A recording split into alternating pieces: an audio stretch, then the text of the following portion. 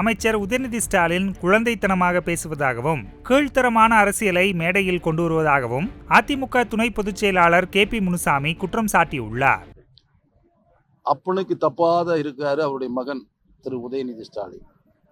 அவங்க அப்பன் திரு ஸ்டாலின் தன்னை காப்பாற்றிக் கொள்வதற்காக சிறுபான்மை மக்களுடைய வாக்குகள் தனக்கு எங்கு கிட்டாமல் போய்விடுமோ என்ற பயத்தில் அவர் உளறிக் கொண்டிருக்கிறார் என்பதை விட சுயநலம் கலந்த மக்களை ஏமாற்றி கொண்டிருக்கிறார்.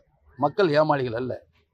கள்ள கூட்டணி என்பது உண்மையாகவே கள்ள கூட்டணி திராவிட முன்னேற்ற கழகத்திற்கும் பாரதிய ஜனதா கட்சிக்கும் தான் இருக்கிறது.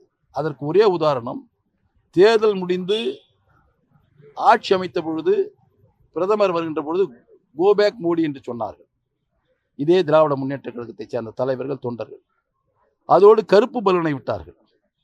2 ஆண்டுகள் கழித்து அதே நரேந்திர மோடி மீண்டும் தமிழகத்திற்கு வரும்போது வெல்கம் மோடி என்று அவர் சொல்லுகிறார்கள். கோபேக் மோடி என்று சொன்ன அந்த வாய்தான் வெல்கம் மோடி என்று சொல்லுகிறது. அப்பொழுது அது என்ன வாய், இப்பொழுது இது என்ன வாய், அதை நீங்களே ஊகித்துக் கொள்ளுங்கள். அப்படிப்பட்டவர் தான் அவருடைய மகனும். ஒரு மகன் ஒரு சிறுபிள்ளைத்தனமாகவே பேசிக்கொண்டிருக்கிறார்.